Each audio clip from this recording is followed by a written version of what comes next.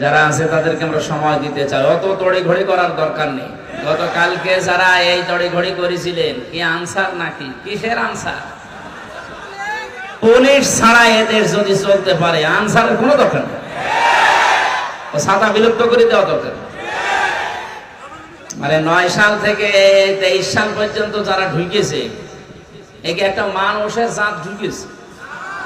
মানুষের জাত যদি এই কয় বছরে ঢুকতো, তাহলে রিমান্ডে আমার মতো এরকম একটা নিরীহ মানুষ, আমার শরীর চলে না। আর আমার সাথে যা করেছে, চোখ কালো কাপড় দিয়ে বেঁধে, পেছনে হাত হ্যান্ডকাপ দিয়ে বাঁধলে হাত এমনি কেটে যায়, মাজায় দড়ি দিয়ে মনে হচ্ছে ছাগল টেনে নিয়ে যাচ্ছে। কিচ্ছু জানি না ওই বিষয়ে, আন্দাজে 11 ঘন্টা টাঙিয়ে রেখেছে। কত বড় কষ্ট ভেতরে থাকলে কথাগুলো বের হয় বলেন তো। আর গালি গালাজ তো সব ফ্রি, আমারে গালি দিলে তো হয়। কোরআনের পাখি বিশ্বনন্দিত মুফাসসির, যার জুতা সাফ করার যোগ্যতা ওই শয়তানদের নেই। তার মা মাতালি তুলে কি গালি দিত। এই কাউন্টার টেরোরিজমের যে লোকটা দায়িত্বে ছিল, আসাদুজ্জামান, একটা টাটকা নির্ভেজাল শয়তান। গত পরশুদিন সরকার ওরা একেবারে ওএসটি করে বাদ দিয়ে দিয়ে, যা এবার ঠেলা বুঝবে, জনগণ পিটিয়ে মেরে ফেলবে। মানুষকে বলছে যে হুজুরকে মারো, যারা অফিসার ছিল ওরা নিচে, আমারে দেখিয়ে বলছে যত পারো পিটা। কি আমার দোষ কি? বলে আমরা যা যা বলতে বলি এইগুলো আপনি ম্যাজিস্ট্রেটের সামনে যেয়ে বলবেন, যদি না বলেন আপনার বউ তুলে নিয়ে আসবে। চরিত্র দেখিছি। হেদায়েত কামনা করবো না ওদের, কারণ ওদের হেদায়েত আল্লাহ দেবে না। আল্লাহু লা ইয়াহদিল কওমা যালিমিন, আল্লাহ জালেমদের হেদায়েত দেয় না। জোর করে আমি যদি করি তাহলে কোরআন তো মিথ্যা হয়ে যাবে। কি আপনি ভুল ধরেন?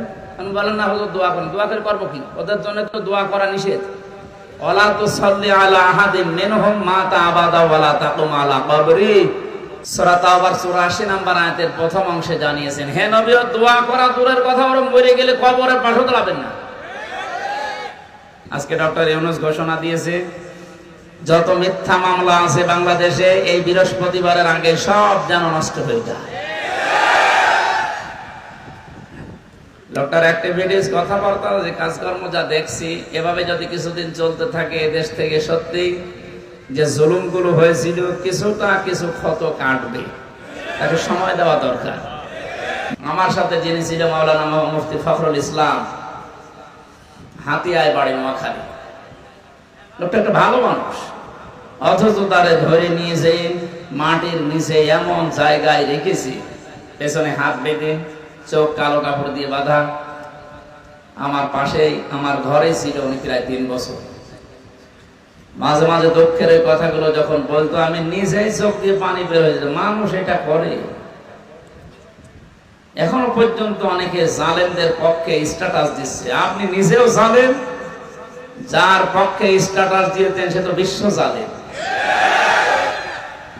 সরকার যারা দায়িত্বে আছেন, আমরা আহ্বান জানাবো, আমরা যেহেতু ভুক্তভোগী, আমিও মাটির নিচে থেকে এসেছি, যারা আছেন বাংলাদেশের যত আয়না ঘর আছে একটাকেও বিলুপ্ত না করে, এটা টুরিস্টদের স্পেস হিসাবে এটা দেখে যাওয়ার জন্য এই জায়গাগুলো রেখে দেন। পৃথিবীর মানুষ যেন বোঝে যে এই পৃথিবীতে একজন জালেম ছিল।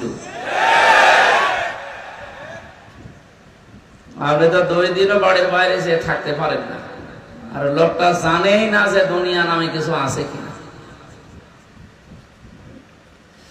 ব্রিগেডিয়ার জেনারেল, এত বড় বিচক্ষণ একটা লোক, বের হওয়ার পরে আমান আজমি কি কান্নাকাটি করছিল না, যে আমি আলো দেখতে পাইনি 10-12 বছর, আলো কি আমি জানি না।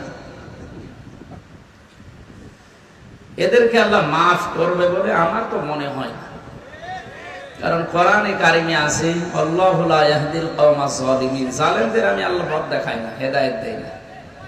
এই জন্য জালেমরা যা করেছে, ওদের দুনিয়াও শেষ, আখিরাতও শেষ। দুনিয়া তো শেষ করেছে, কারণ জালেমদের এখন কেউ মায়ার নজরে দেখছে।